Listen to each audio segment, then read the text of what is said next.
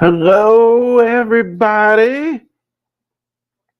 Got you in focus here, and thank you for joining us this week on the Ravery Sports Podcast, the Baltimore Sports Podcast. Fans like me, thank you for joining us here. If this content is valuable to you, if you like to talk about Ravens football and Orioles baseball and Maryland football and basketball, definitely like the video right now. Go ahead, and if you're watching us on our Twitch channel, on our Facebook channel, on our Twitter page, on our Facebook page, on our YouTube channel, and our Twitter page. So thank you for joining us all on those things. Go ahead and like and subscribe on those pages, and go ahead and share those pages. Okay, so share go ahead our content. We have a lot of good stuff on our Twitter page. We have videos, obviously, every week on all those pages. Also, too, we have Instagram and TikTok. I don't talk about that as much, but definitely, I guess, if you like the short form, definitely you can go ahead and watch that on there as well. Our LinkedIn page, definitely as well. So that's more for the business side, but we do have some videos and things on there. So definitely reach out to us on our LinkedIn page. Genesis Notary Services at facebook.com. Facebook.com. So definitely too, if you want to go ahead and book a notary appointment, you're going to go ahead and go on our Facebook page, Genesis Notary Services slash Facebook. So, or you can go on Google and book an appointment right on there. So keep that in mind. Price might be going up soon here in town. So thank you for all you for joining, making me busier there. ravorisports.company.site is our website. We go ahead and go on there as well. You can buy our products and merchandise on there. Jerseys, hats, like this Oriole hat. That's why we wear the hats, jerseys in every video. We go ahead and we take care of that as well. And also to announce our best of the year video. So as we're closing down the year 2023, Ravery Sports best of the year, we're going to go ahead and do best of for all of our local teams here, Ravens, Orioles, Terps, basketball, football, best of NBA, best player in the MLB, etc. We're going to be doing all of that as well. All right. Thank you for dealing with us today. Thank you for, and thank all of you for watching. I really mean that. Thank all of you for taking part of your day. We're right here before the game tonight, so I decided to wait a day and drop the video so we could go ahead and get you a little pregame tonight of this as well. So we're going to talk about the Bengals. We're going to talk about the last week's game as well during our podcast here. So let's get down, like I usually say, to the business of football. And the Ravens were on the short end last week, 33-31. Browns was effective in this one, winning the game against the Ravens, just outlasting this game as well, 33-31 victory over the Ravens. I'm going to say this, and I think I said this, and I was talking about this at work yesterday. Definitely, this game actually looked more like a Steelers Raven game than the Steelers Ravens actually has lately. This was actually everything you want, like very physical. Guys went out injured, a lot of flags, a lot of fights, a lot of this. Like if this was a physical thing, I mean, it didn't go our way, but definitely this was definitely that. This was definitely two outstanding defense, possibly, well, statistically, the two best defenses in the NFL. So this was really good as far as the physicality of the game. Lamar, not good. I thought this was his worst game. 13 of 23, 223 yards, one TD, two picks. I thought he was under a lot of duress. I think the Myles Garrett thing, whenever you play Cleveland, is a real thing. They're the best defense. If they are better than the Ravens on defense, it's because of Myles Garrett. The Myles Garrett factor was a real thing. Ronnie Stanley, come on, man. Hurt again, injured. He was in Lamar's face and it showed. And I think Lamar was just not as good in this one. I thought he had the fumble again. He had the throws that were bad. Decision making not quite as good in this one as well. Some drops too. I mean, I think that reared his ugly head again. But I don't think this wasn't as good of a Lamar Jackson as we're used to seeing. This happens though with good quarterbacks. I mean, I think you're gonna have some games where they're just not quite as good or they're just not as strong. Oh wow, we got to we got to talk about this. Keaton Mitchell, 3 carries, 34 yards, 1 TD. So Jonathan Vilma, who's calling the game for Fox, first time he carries the ball. Wow, I can't believe he hit the outside. He has a 30-yard catch, and that was it for the game for Keaton. I honestly didn't talk about it in the post. I was assuming, honestly, there was an injury of some kind why he didn't play. Maybe he was hurt because he was banged up a little bit. So maybe he was hurt, whatever. John Harbaugh goes and says that's how the game went. Are you kidding me? I've been pounding this on the table for years. It's not just Big Five, pounding on the table for a while. John Harbaugh, coach, and this is on you too, Todd Milken, doesn't like bell cow, doesn't like to have rely on one guy to carry the load. He likes to spread it around regardless of situations. You're going to get X amount of carries, and that's it. One guy get X amount of carries, and that's it. This is inexcusable. This is a guy who's having a great day, clearly against the defense, and you can't find him in the game. That's inexcusable. I mean, I don't know. That's just I don't understand this at all. The only other thing I could think of, I mean, the only plausible explanation, he still is a rookie, young player. So maybe when a running back is in the game, it's very important that they pass protect. So maybe that's the only thing I can think of. He doesn't understand pass protection. He doesn't understand the blocking schemes. He doesn't understand that stuff. So sometimes a guy he can carry the ball and only get so many. That's but I'm astounded. Even if he didn't, I just give him the ball more. Especially with Lamar not having a great day. Astounding. Bad coaching. No other way to put that. Zay Flowers emerged a little bit more again in this one. 5 receptions, 73 yards. I thought Zay was good in this one. I thought the receivers for the most part were okay. There was a few drops I thought unnecessarily. Odell had a good day.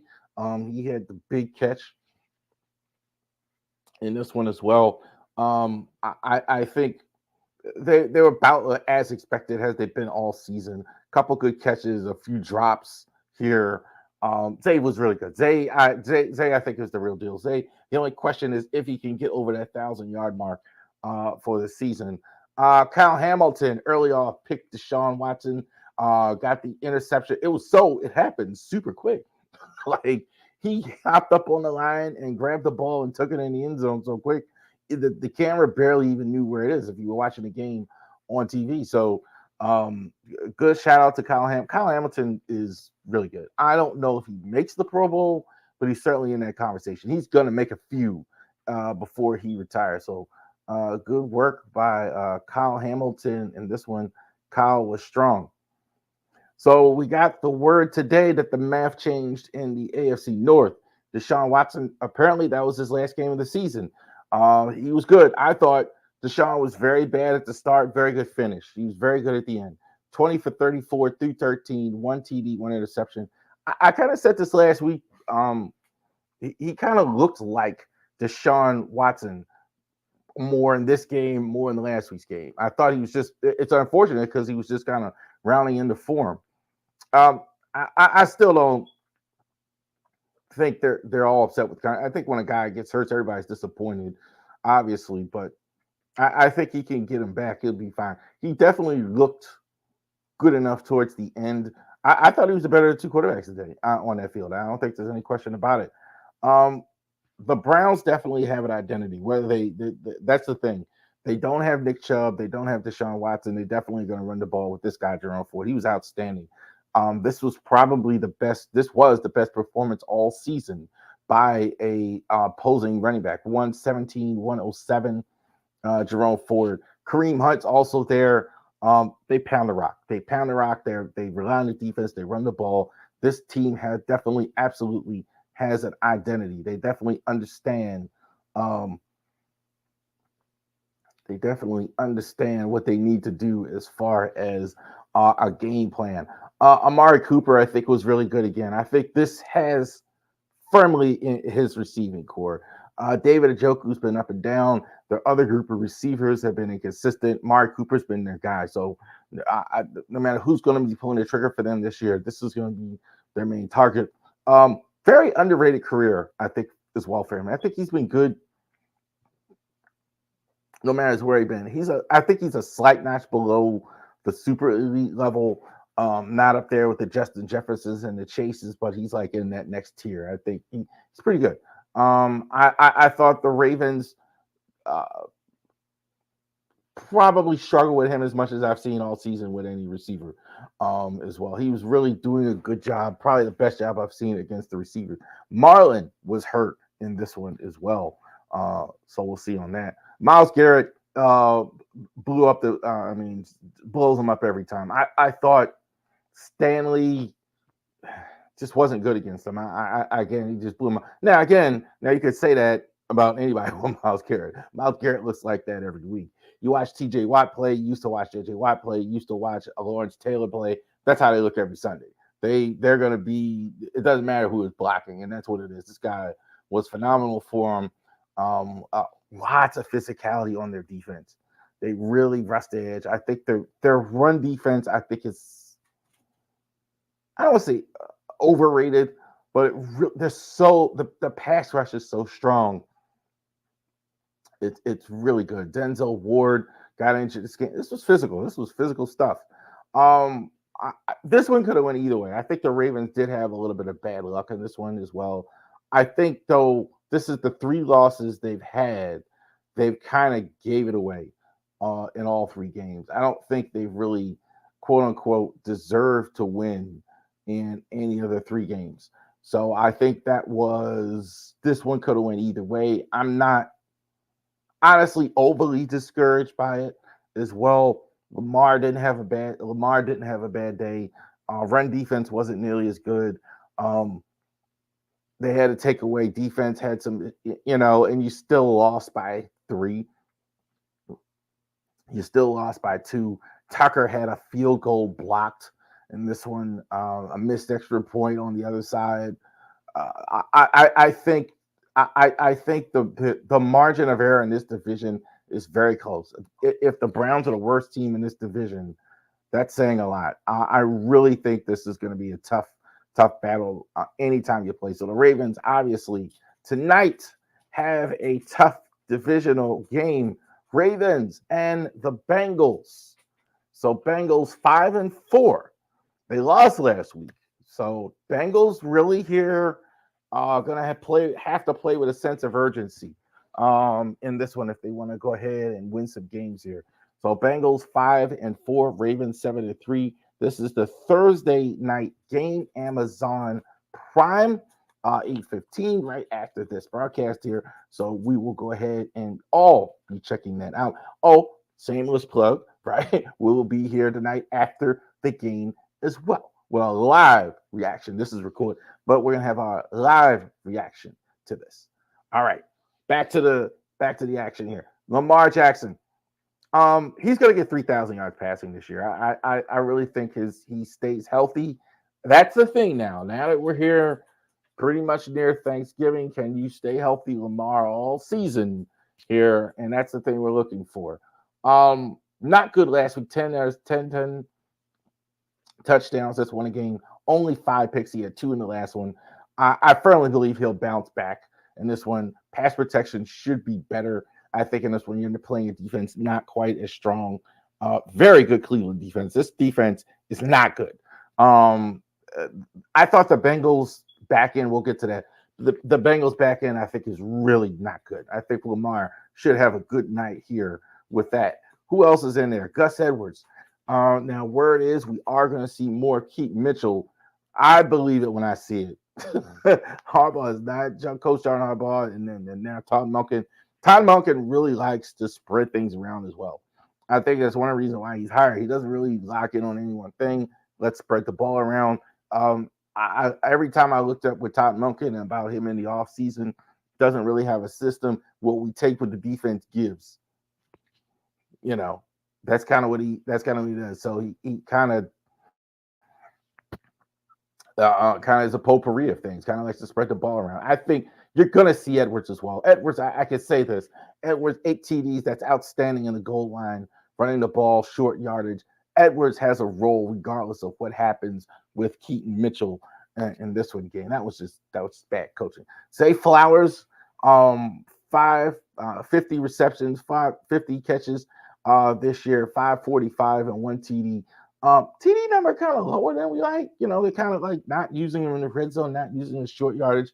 He had only the one touchdown in Tennessee, but I think he's been their best, I think, wide receiver of the group. I think Odell, I think more people are on him more than I am. I didn't really expect to see the Odell we saw in 2016 or 20.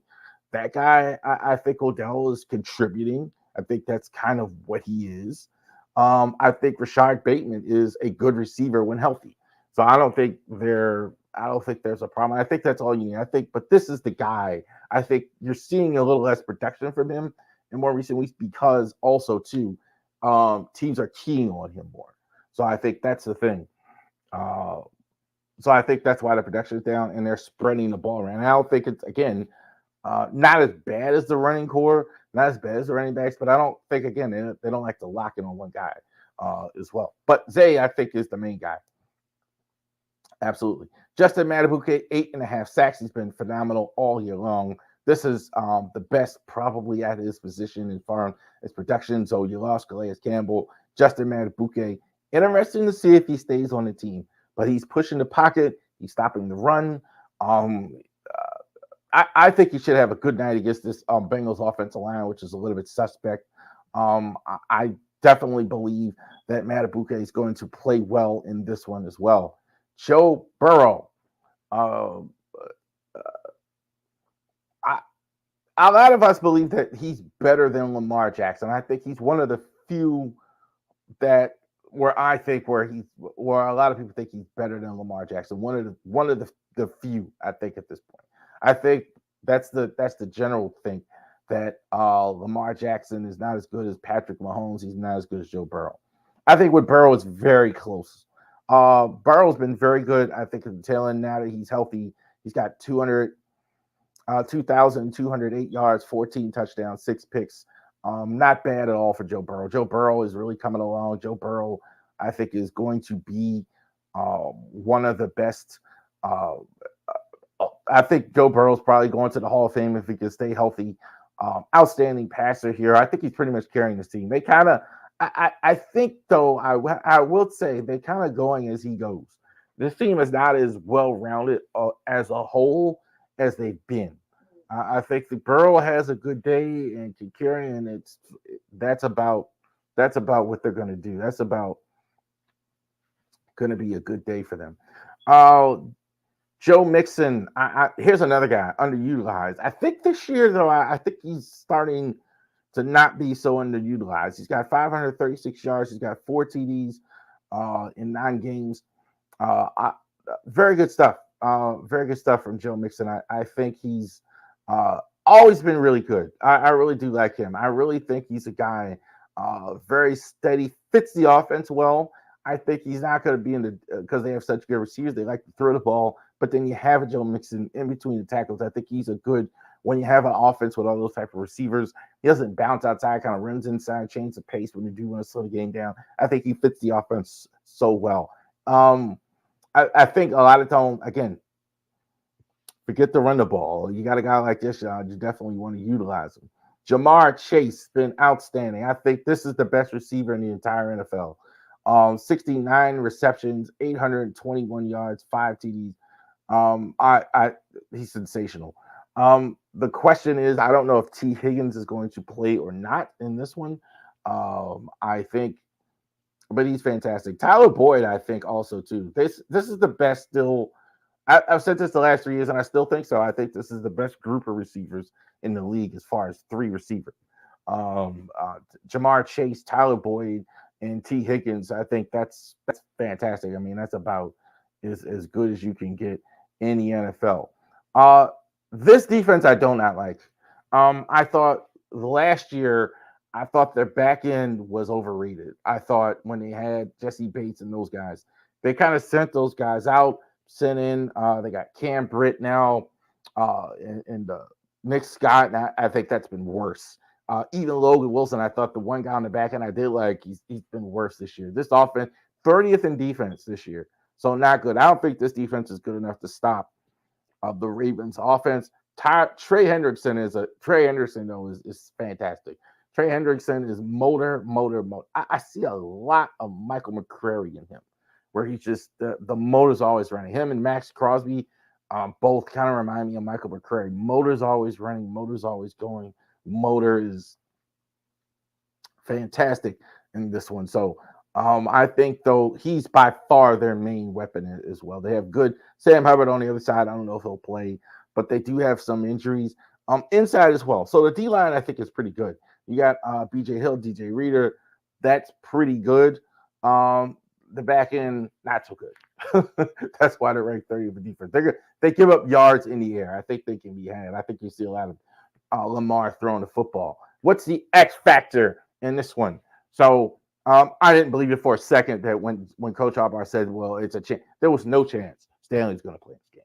There was no chance Marlon Humphrey is going to play this game. There was not. They should have really – Humphrey really should have been on the field at all last year. I think he wanted to play because he's been banged up. He wanted to be on the field.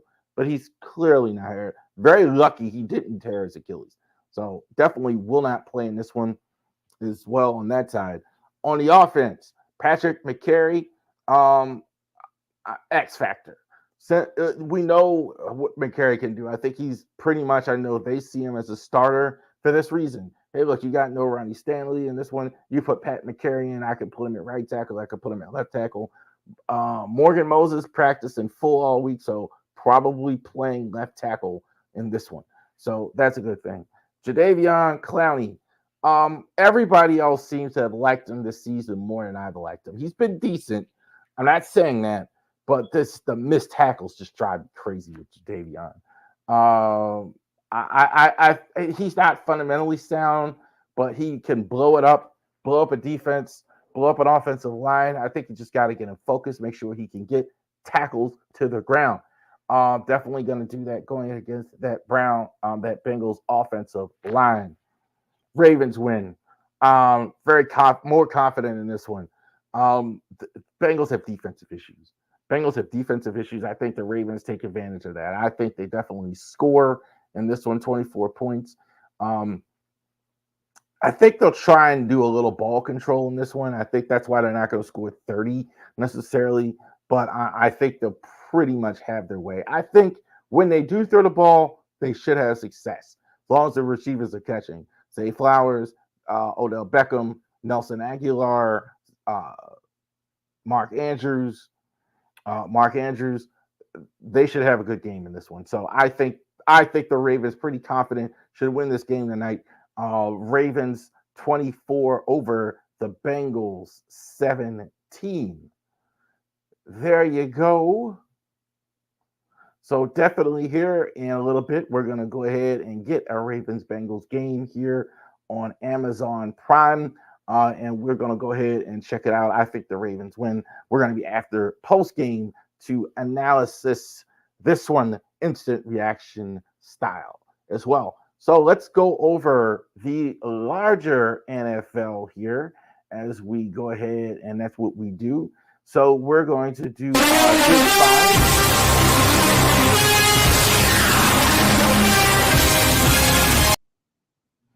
Big Five.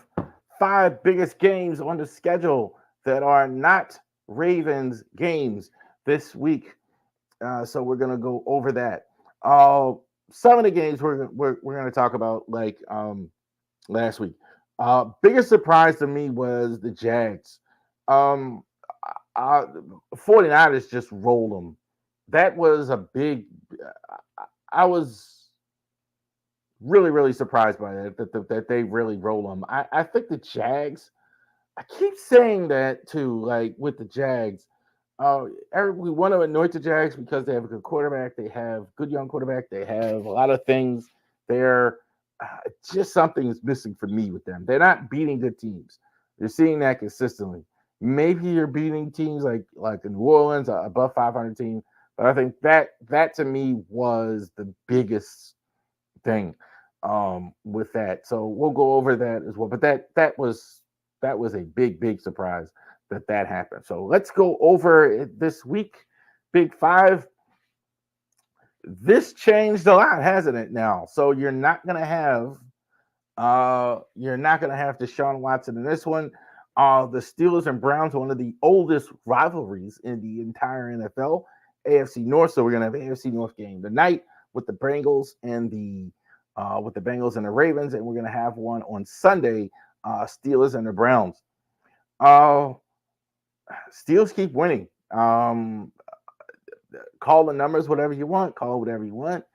The Steelers keep winning games. I mean, that's what they're doing. Tomlin is getting these guys to go ahead and be successful. There are some things happening in Pittsburgh. I think they're still, even though they're winning, I think they're kind of finding their way. Pickett, as much as people keep getting on him, I think he's got a little Joe Flacco in him. I think he's good when he needs to be good. I think we've seen that a bunch of times from him. Jalen Warren is, when I watched him play the Ravens, it really was eye opening how much better he was than Najee Harris. He's getting more and more time, and he should. I think there's no question about it. I don't know what's happening with Pickens. He's all upset. I think their receiving group is good. Offensive line isn't great. I think this is not talked about enough about why they're scuffling. Offensive line is getting beat pretty good. That's not a good thing against this Browns team, which has the number one defense in the entire NFL. And a number one defense by a good margin, too, in terms of yards carried. So charge on wide game as well. Browns' problem is obviously, look, their quarterback DTR wasn't any good. I mean, when he played against the Ravens, doesn't look like they're going to play PJ Walker. He kind of struggled a bit. I think that's a mistake. I don't see how you beat the Steelers and not play PJ Walker as well.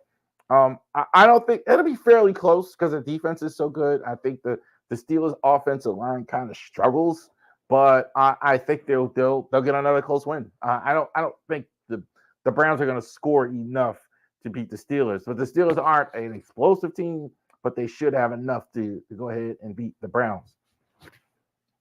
Oh yeah, there's a lot to talk about here. I'm gonna do the game first, and I'm gonna do a little bit about the Bills. Jets. Um, some people want to bench Zach Wilson, but what else do you do? Like he's already the backup. So I will say he's getting better. I think like I'm seeing him and I'm watching him. He's anticipating throws more. He's getting the ball out quicker. He's finding his number one receiver more. Better.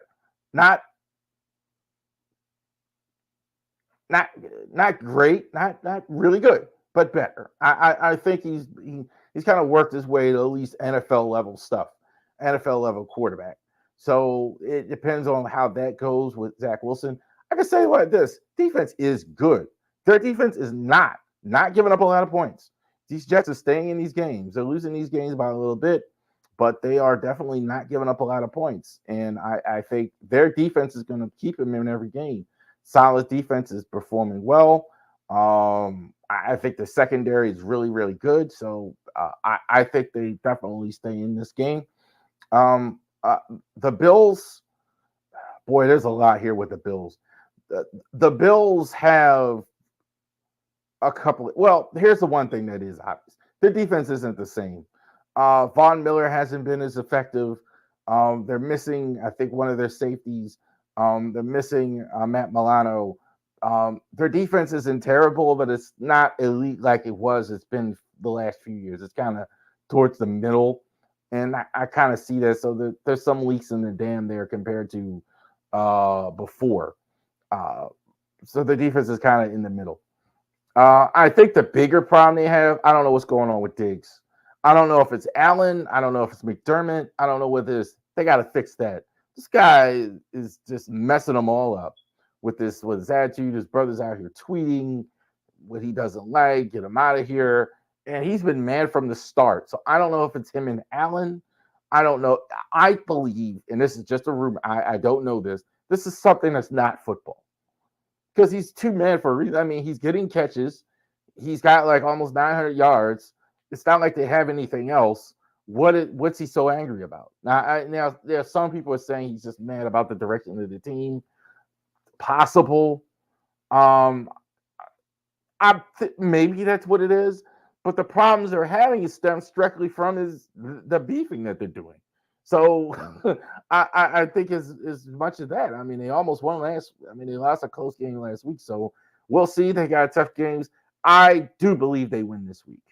I do. I know Josh Allen all of a sudden is not supposed to be a good quarterback. He's been good.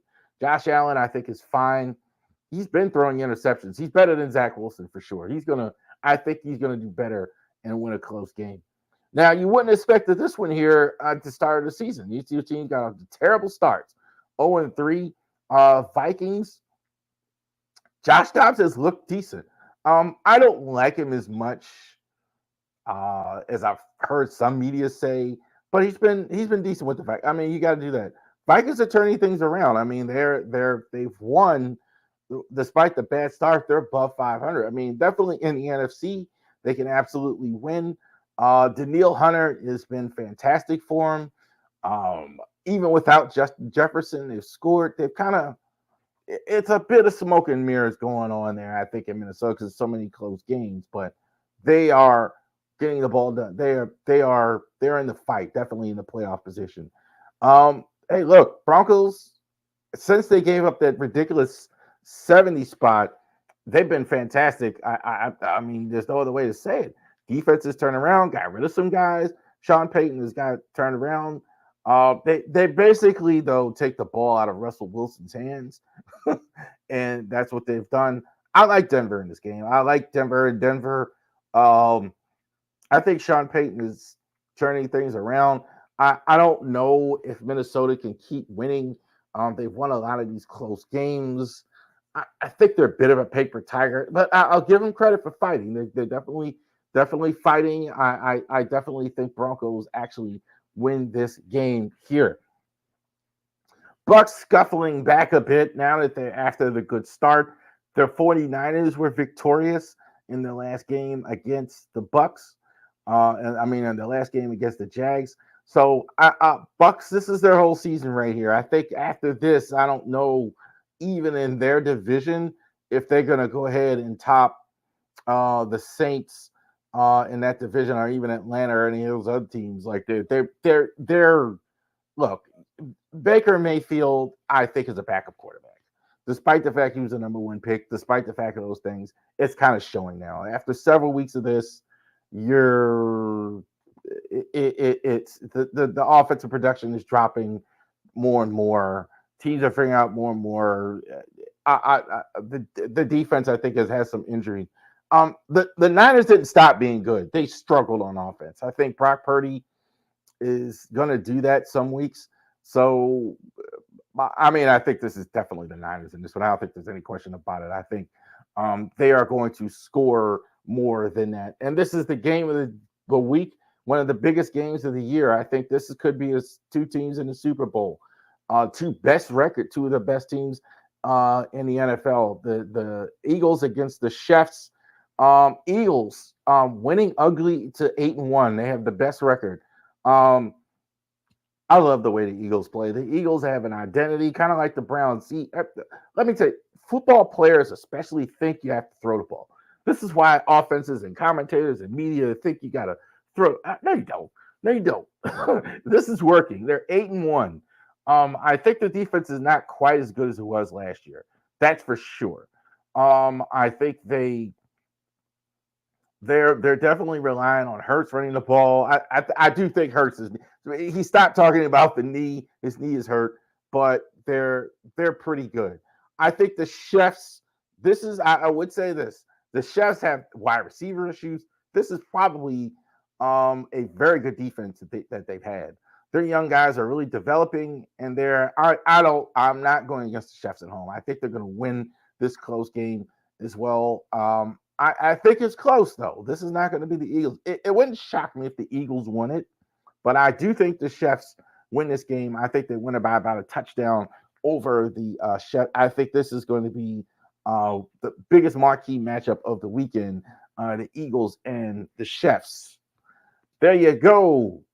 So definitely yes, the 5 biggest games on the schedule. Big 5. definitely watch, enjoy all the games. So definitely go ahead and keep that in mind and watch the Big Five, all the biggest games on the schedule. We're going to talk Maryland football now. All right. And we're going to talk Terps. We're going to talk about the game a little bit last week, Maryland and Nebraska. So after all those losses in a row, after all those losses, Maryland comes up on the winning end, 13-10 in Lincoln, Nebraska.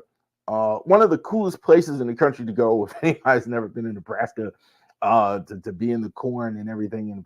It's really cool to actually go to Nebraska. So one of the coolest places to go. Matt Rule is looking like Tom Osborne, the way they run their offense. Run the ball, triple option, not a lot of throws. Very cool stuff. Somebody like me, old school, loves a game like this. Maryland, this is what they needed. A team that wasn't going to try and throw the ball and run them to death on that defense that they have. And they were able to squeak it out. I thought their I don't think they're going to get this lucky this week with this type of offense. Certainly not this week. But I think the fact that they were able to go ahead and do that, stay on with an opponent team that wasn't going to outgun them, I think it really helped. I thought their quarterback was obviously, I think, the best player on the field last week. I think they ran the ball extremely well, and they kind of even went to that style a little bit. You saw a little bit more running from them last week. So I thought Maryland did extremely well in this one. Getting the win, that's a big win. Getting bowl eligible in that.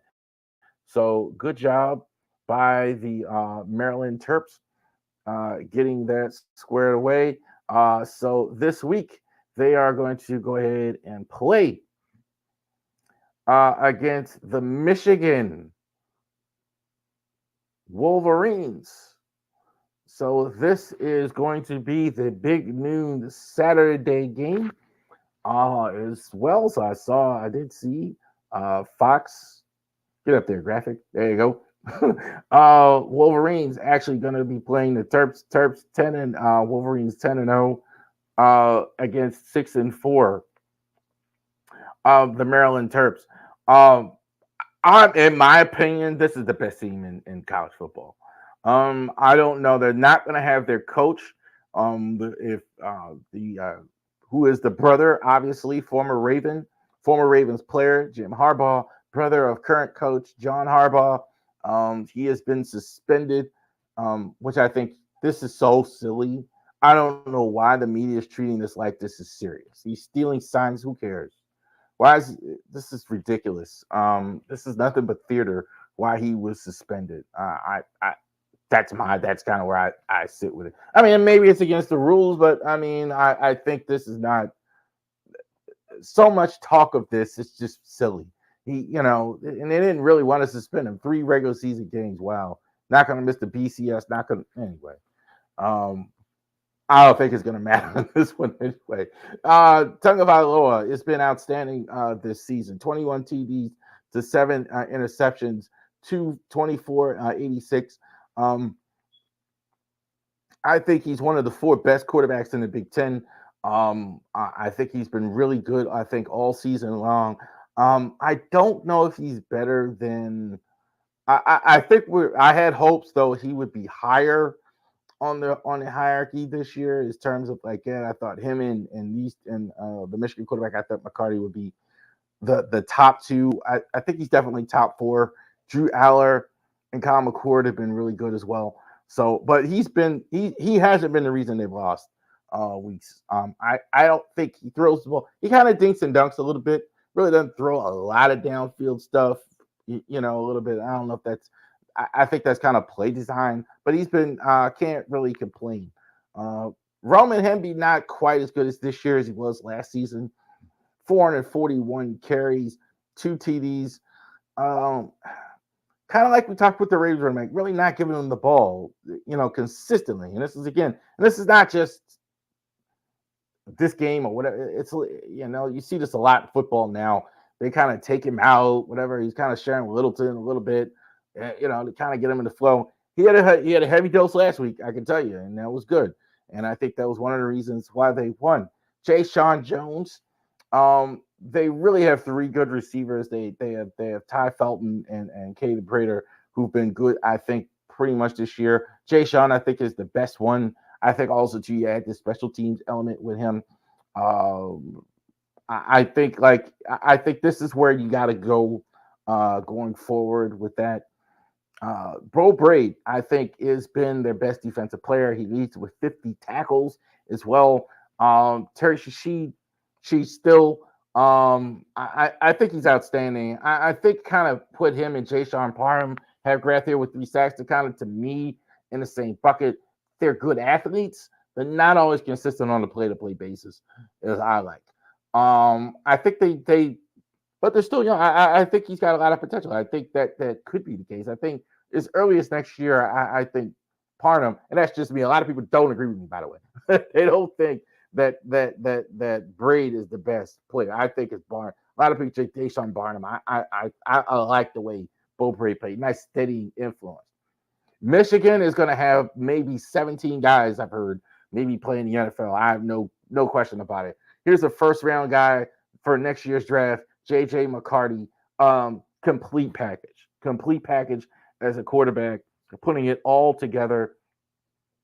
You wonder why he didn't start right away last year, considering how well he's done. I don't know why Cade McNamara kind of beat him out a little bit, or yeah, but I think maybe they were just waiting or whatever. But JJ McCarthy is going to be in the first round of the NFL draft. Complete package. This guy throws the ball downfield as well, very well.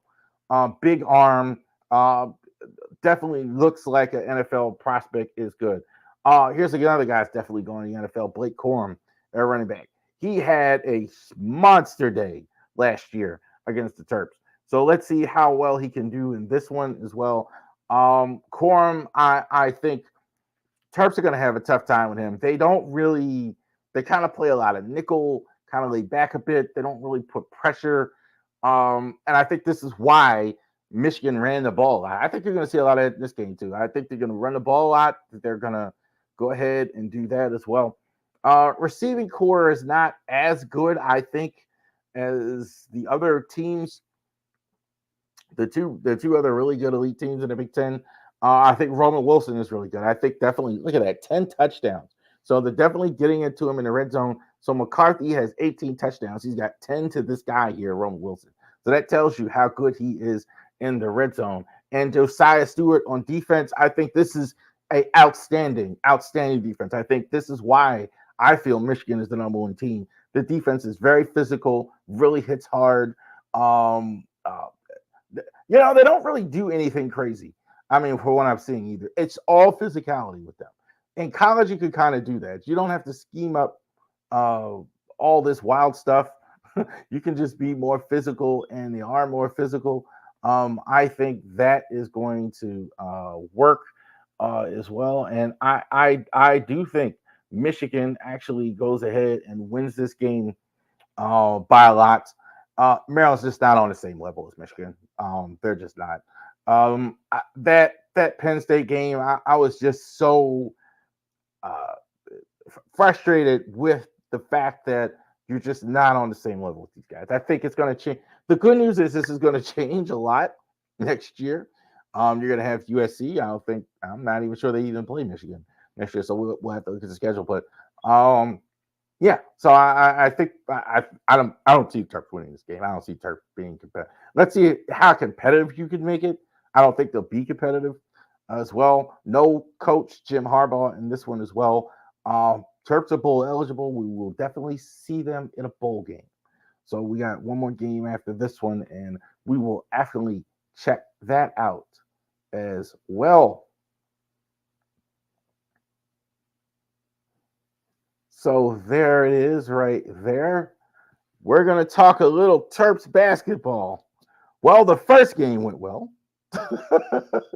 The first game went well when they played the Mount, and they were successful there. And they lost to Davison, which was not good. I think they lost to UAB. This is kind of like Wake Up. I mean, like Michigan State. I went on my college basketball preview and said the Spartans are the best team in college basketball, and they lose to JMU. And this is kind of the state of college basketball. Some of these teams that are really good, they're supposed to be really good, and they are going to be really good. I think Maryland, it's too early to tell still, because a loss in basketball is not the same as a loss in football where one really such bad. But again, you see a lot of these mid majors and things like that. They're nowadays a lot closer to these major schools, and the size difference isn't as big, et cetera, et cetera. So it's a big thing now with that. So we'll continue to follow the Terps as well as they go into the Big Ten. So let's not panic yet.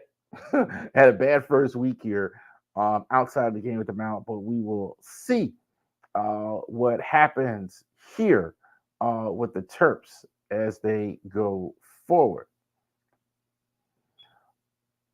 All right, let's talk a little action from your Baltimore Orioles. So now we are definitely into the Orioles off season here. Definitely, we're going to go ahead and talk a little Orioles.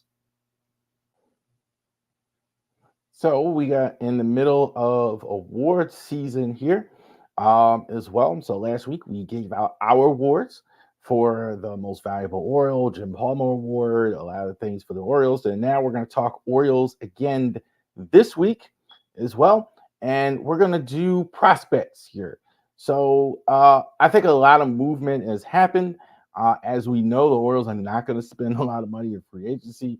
I think it's very important to talk to you, the fans, about the prospects, about what's on the farm here for the Orioles. Very important to see how the Orioles move going forward. They, even with Jackson Holiday, I think it's very possible that Jackson Holiday is your starting shortstop this year. Even if that is the case, I think the Orioles prospects are still overflowing. I think definitely they have a couple of more guys that still may actually elevate to that number one spot in as far as prospects in all of baseball. So we will see. But definitely this is the case.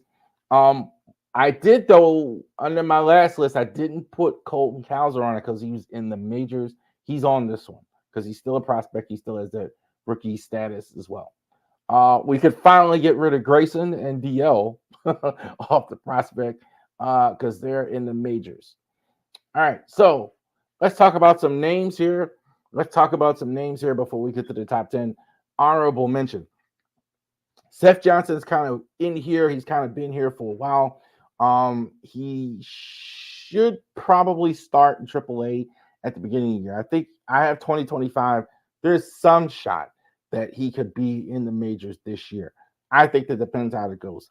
I think he has a season in the minors. I think he was didn't pitch at all last year. I don't think he's going to go in the majors, and he's never been in the majors. I think probably he spends one more year in the minors. He is a little bit older for a prospect, and I think he's got a lot of potential. Cade Povich, left-hander. I think he's probably one of the best, if not the best, left-hander in the organization. I think we're going to see him this year. I don't know about him as a starter in 2024. I think that's probably we'll see him at some point. I think he's one of the best pitching prospects the Orioles have. Great season in the minors last year. Absolutely. Creed Williams. This guy lost a ton of weight. Good for him. Got in shape. Played better. It showed. He played much better last year in the minors. Let's see if he can go up a level and go ahead and get to AAA and AA and continue that same promotion. I think he's going to be a Bowie this year. I think they're going to give him every opportunity to go ahead and do that. Not great defensively. Maybe you need to find a position for him, but I think his hitting came around a lot.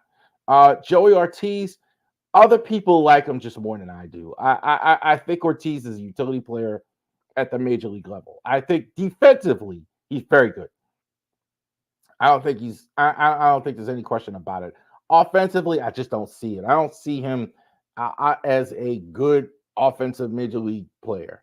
I kind of don't see it. I don't think he's as good as Jordan Westberg and a couple of those other guys.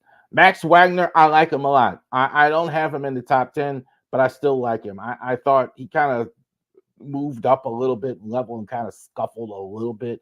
But I think he'll be fine. Definitely a dead pull hitter guy.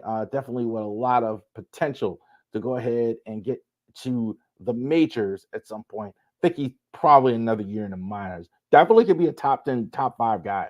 No question about it, Max Wagner. All right. Who's here now? Who is the minor league pitcher of the year in 2023? For the Orioles, it was Chance McDermott. I definitely think we see him. I don't think it's out of the question. He's out of the fifth starter conversation. I don't think he's a favorite for it, but I don't think he's out of the running for it. We'll see how it goes. We'll see how the Orioles, if they move anything with the off season. But I definitely wouldn't shock me if I said, okay, we got Chance McDermott as a fifth starter out of camp. Wouldn't shock me at all. Or if he's in the bullpen in some fashion, wouldn't shock me at all. He was really good last year in the minors. Enrique Benfield, I have him at 9. Um, uh, the talent is just way too much to not have him in the top 10. He's fast, and then he's fast. This is a legs player. This is a guy who can very good in the outfield. So he could be in the outfield right now in the majors today. There's no question. We need to see him hit more levels. He's a very good player in college. Um, I'm thinking he needs a whole year in the minors. I'm kind of more of that thought process a lot of times, even with college players. Let him play at least 1 year in the minors. I don't think there's any reason to rush him. I think you're going to see more and more hitters go up faster, but I don't think there's any reason to rush him. Plus, you have so many good prospects in this organization. So, even though he's a first round pick, Dylan Beavers down a little bit from where I had him. I still love him to death. And here's the thing with how so many good prospects, very similar to Benfield. Really runs fast, hits the ball on the ground, runs the bases well, plays the outfield well. I think he said average not quite as good last year. That's why he's a little bit lower, but I think the potential is very, very, very good here as well. Jed Fabian, somebody put respect on him. Here's a guy who he wouldn't be anywhere near the top 10 last year. He was very good in the minors. He was Jackson Holliday's teammate a little bit in some play, and he was good. I think he's definitely revitalized himself. I don't know if he makes it to the majors. I think he'll probably play in Norfolk.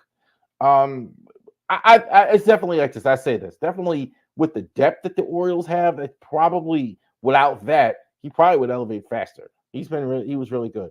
Connor Norby, um, I think he really need to find a position for him. Second base and outfield, that's probably right.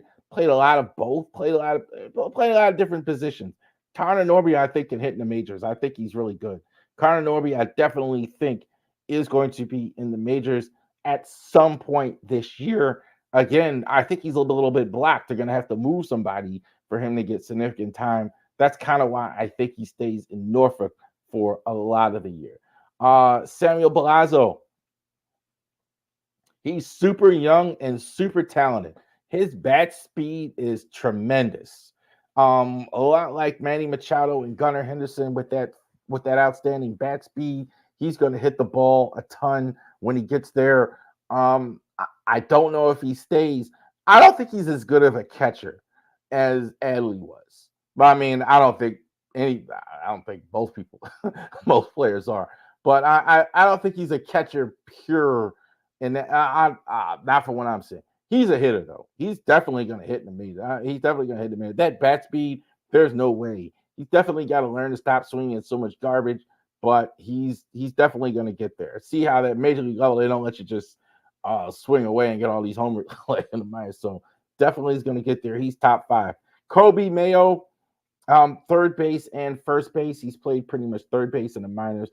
I don't think he stays at third base.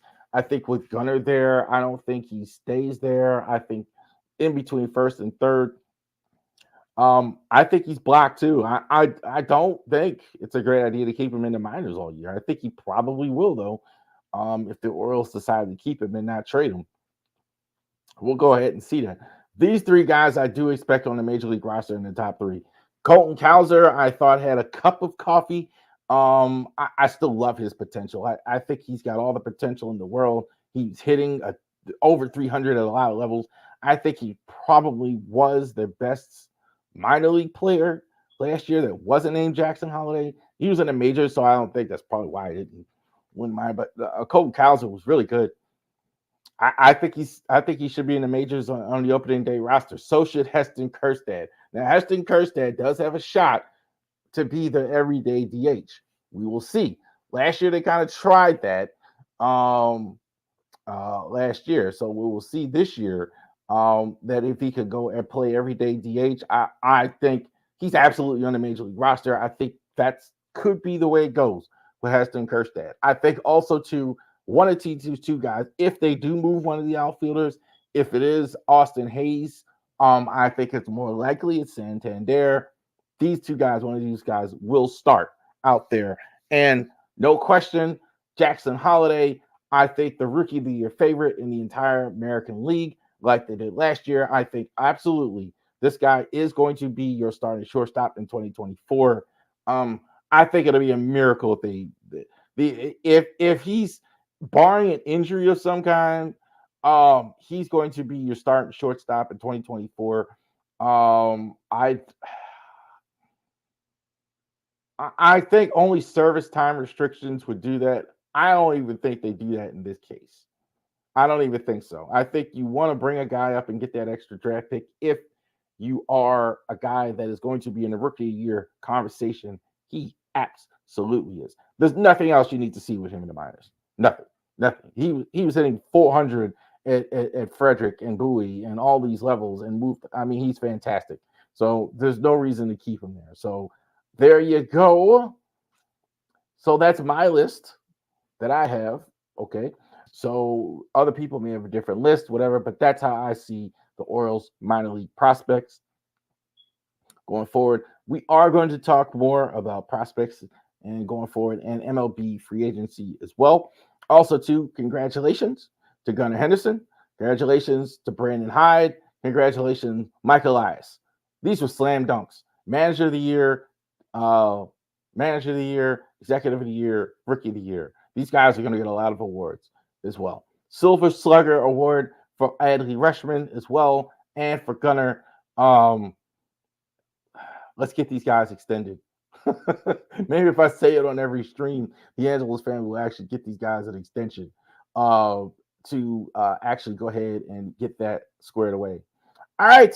Thank you very much for joining us for our weekly Ravery Sports podcast, the Baltimore Sports Podcast. We will see you after the game tonight. So go ahead, enjoy the game, go Ravens, and we will see you after the game for our instant reaction on the Baltimore Sports Podcast. Like and subscribe. Thank you very much. Enjoy all the games.